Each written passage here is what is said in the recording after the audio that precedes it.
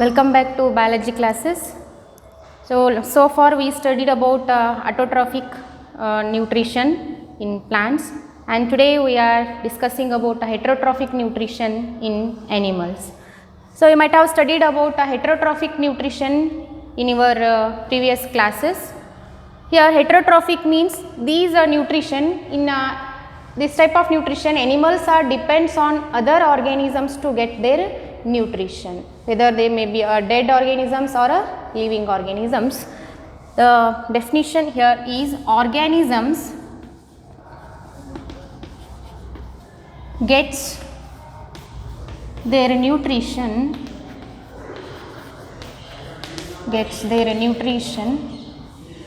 from other organisms,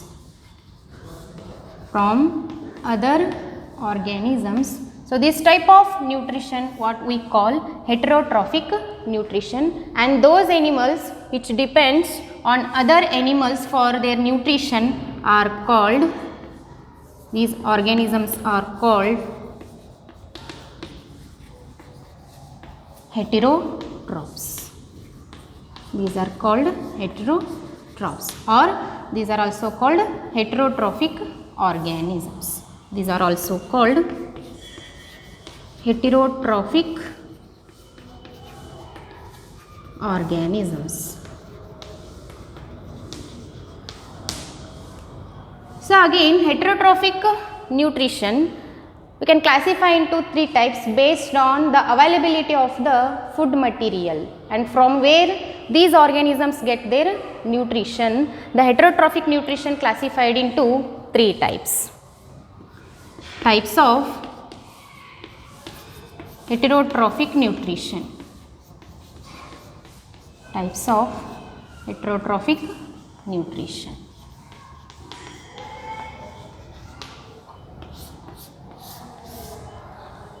So the here first one comes is Holozoic nutrition.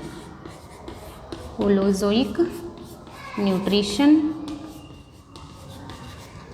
Then saprophytic nutrition.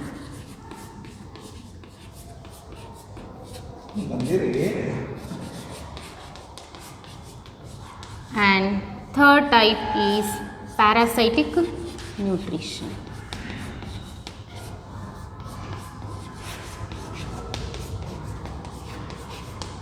So these are the three types of heterotrophic nutrition, which are Holozoic nutrition, saprophytic nutrition as well as parasitic nutrition. So let me start with the Holozoic nutrition. The first type of heterotrophic nutrition is Holozoic nutrition.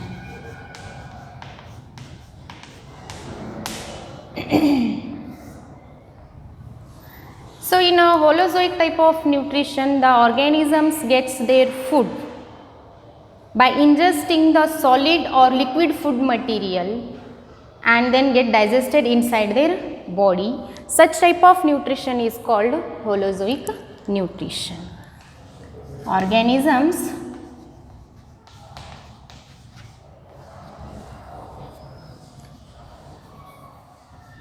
take in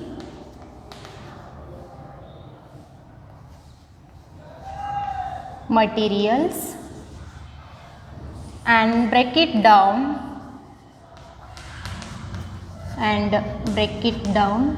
in their body.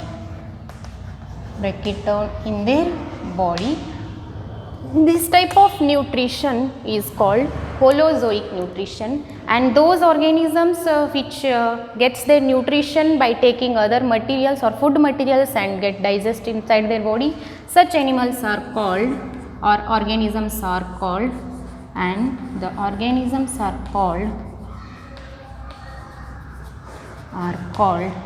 Holozoic organisms.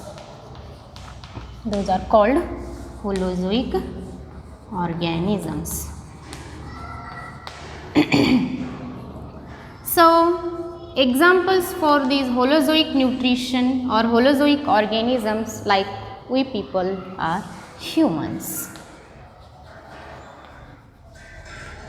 and other animals like cow, buffalo, and those which organisms depends on other organisms are other animals, and some of the insectivorous plants. Insectivorous plants means these plants, even though they synthesize their own food to get a nitrogen for their body functions, some plants like a Venus flytrap plants as well as pitcher plant depends on insects. Such are called insectivorous plants. Insectivorous plants. These are the some examples for holozoic nutrition.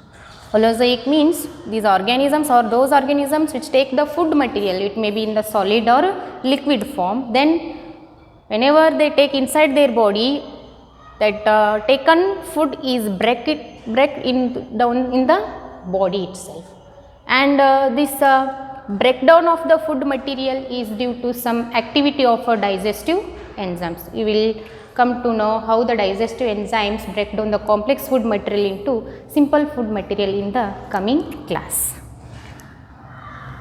And the second type of nutrition here is saprophytic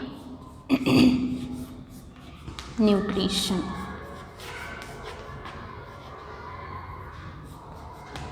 In saprophytic nutrition, organisms gets their nutrition by dead and decaying organic matter. Organisms get their nutrition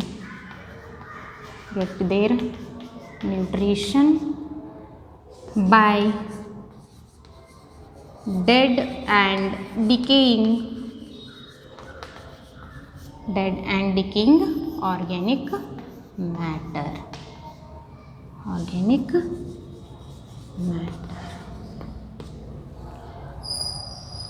And those organisms which gets their nutrition from dead and decaying organic matter are called, and these organisms are called saprophytes or saprophytic organisms, and the organisms are called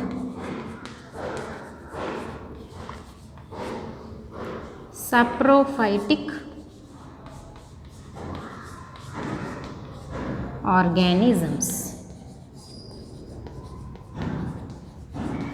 or else these are also called saprophytes, and these are also called saprophytes.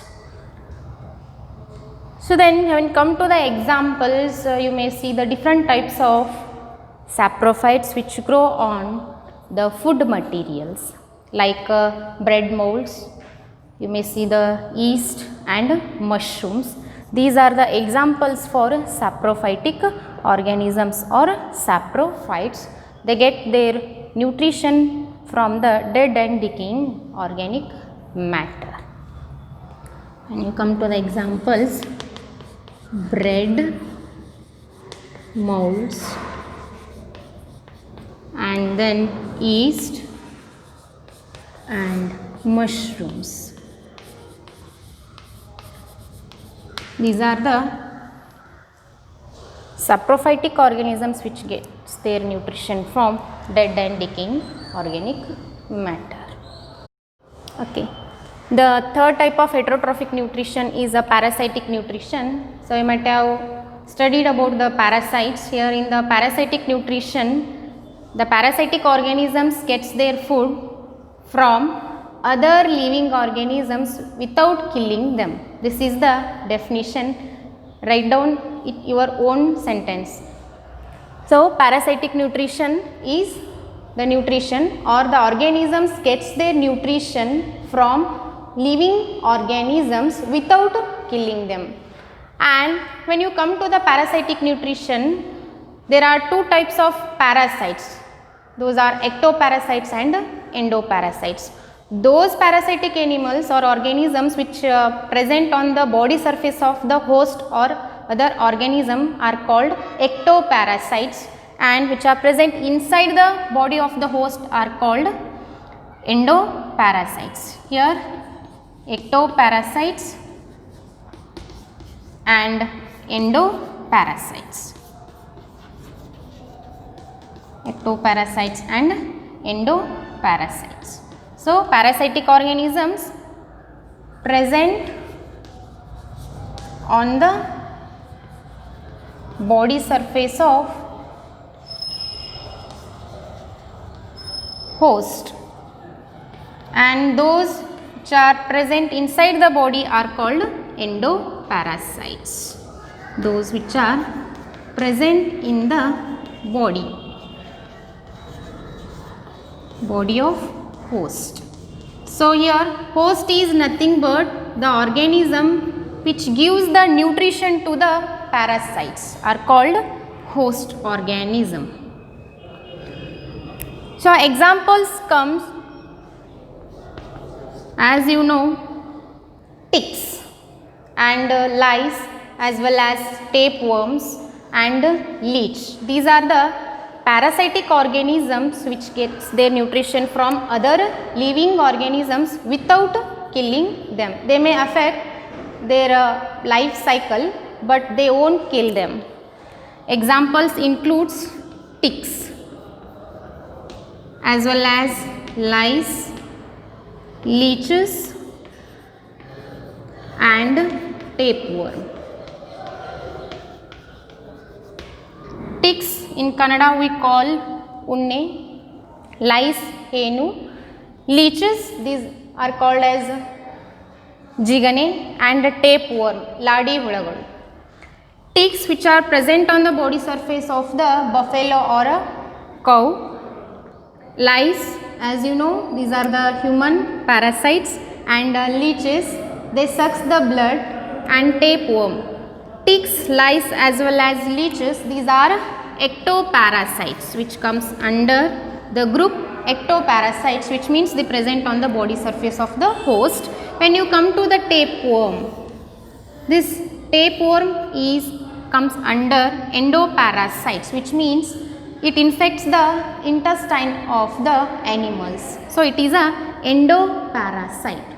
And next is a cuscuta, is a parasitic plant. This is a parasitic plant. So, this is also called amarvel. This cuscuta is a plant and which present on the other plants like a potato.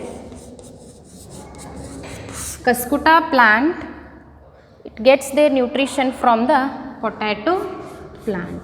So, it is called as a parasitic plant, and this is the another name for cuscuta. So, this is how the heterotrophic nutrition takes place in different organisms. Parasitic nutrition, saprophytic as well as holozoic type of nutrition. So, you people studied about heterotrophic and autotrophic organisms in your previous classes. Now, the next topic in today's class is how do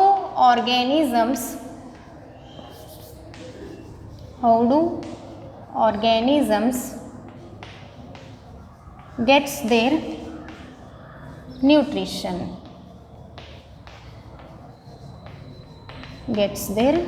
nutrition. So far we studied autotrophic as well as heterotrophic type of nutrition in plant as well as in animals.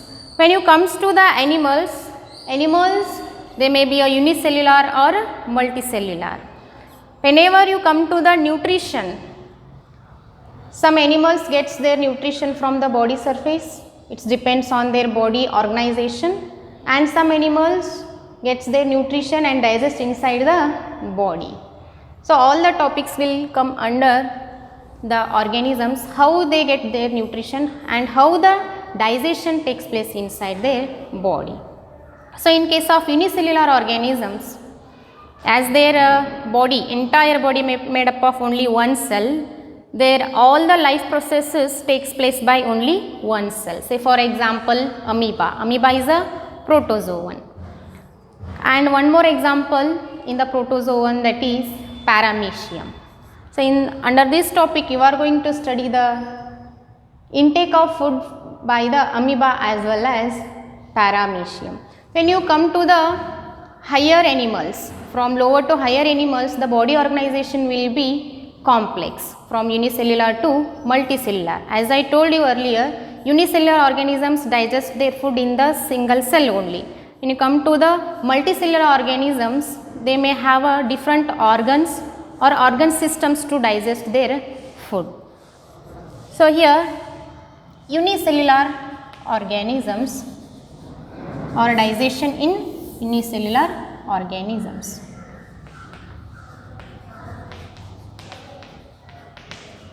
In unicellular organisms.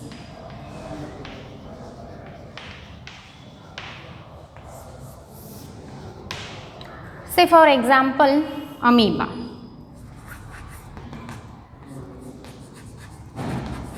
Amoeba, it is a protozoan. About protozoans you might have studied in the previous class. So amoeba is the unicellular organism and its body doesn't have any shape because of the presence of pseudopodia. When you come to its structures, it is a irregular shaped cell, and these projections what we call pseudopodia. Pseudopodia in Kannada we call as mithya padagalu. Their function is to capture the food as well as movement, and they have a nucleus. So consider this as a food particle which is near to the amoeba. So how this unicellular amoeba gets the food which is present near to its body surface? As I told you, the amoeba do not have any particular shape. Its cell membrane forms finger-like projections around the food particle. Okay, and these finger-like projections are called pseudopodia. These finger-like projections surrounds the food particle and it forms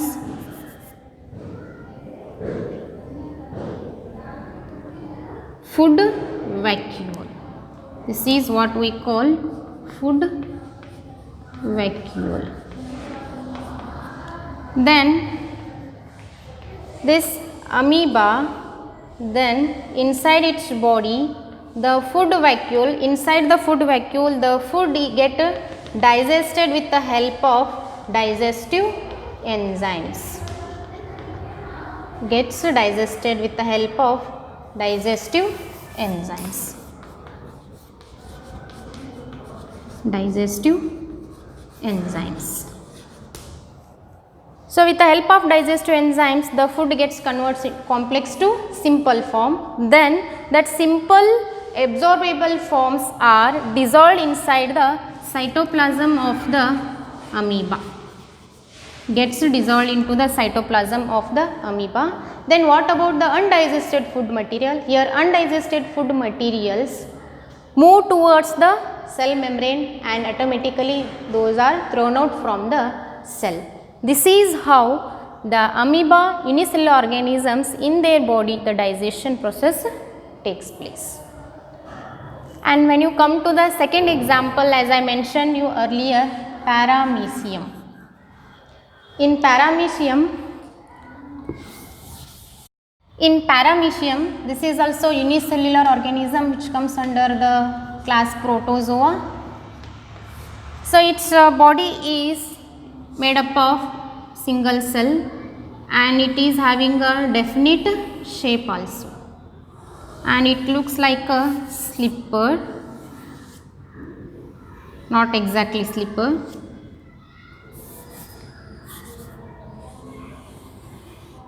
So, its entire body is covered with small projections, those are called cilia. So, again under the protozoans classified into 4 types: ciliated protozoans, amoeboid protozoans, flagellated as well as sporozoans.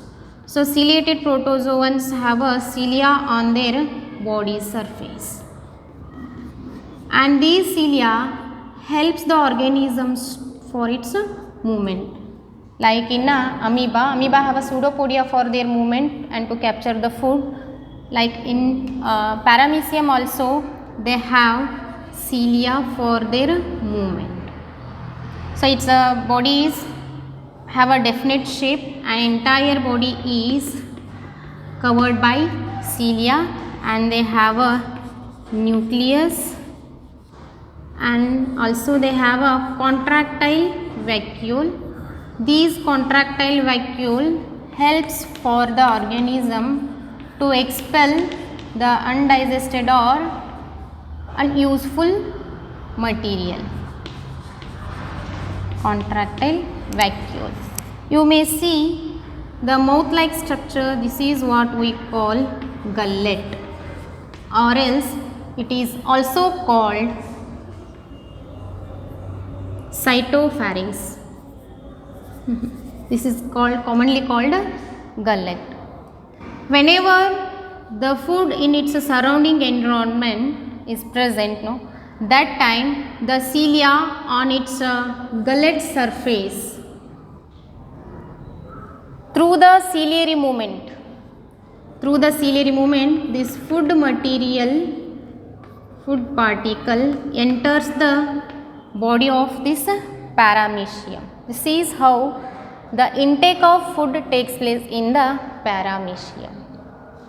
In the next class, we will start with the digestion in the human beings. Thank you.